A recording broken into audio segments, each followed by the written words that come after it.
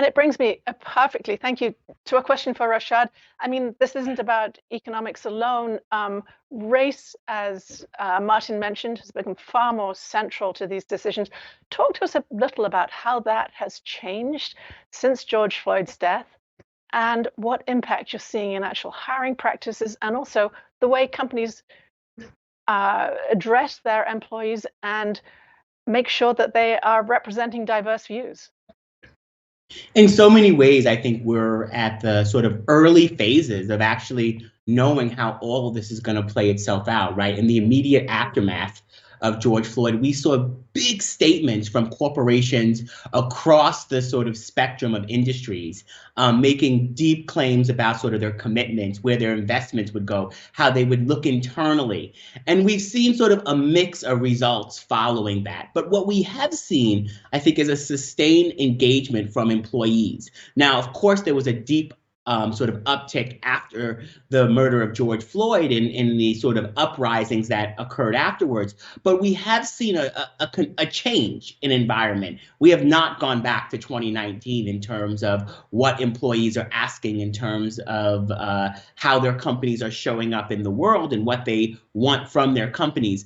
But I do think that I think it's important that we think of a couple of things as we think about a path forward.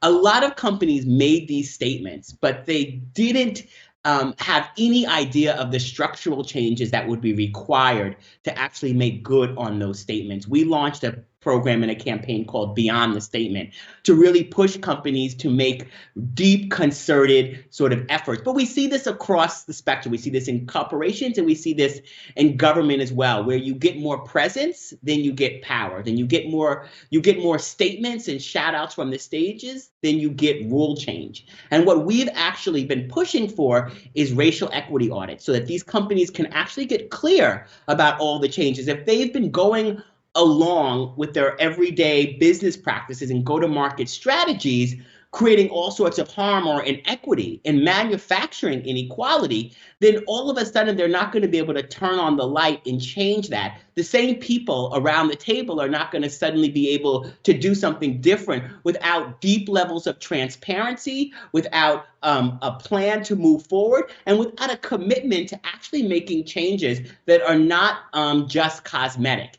And far too often, I think many companies wanted to go for the cosmetic changes. We will hire a person in this position. We will launch some internal programs. We will make some donations to organizations out in the field, but we're not going to change anything about our business practices. And to really expand, briefly just on what Mark was saying around the sort of impact that companies can have on their employees. It's not just sort of in terms of pay equity. It's not just in terms of the sort of ways in which these companies show up in terms of opportunities for employees in their day-to-day lives. It's their impact on these employees when they're outside of the offices.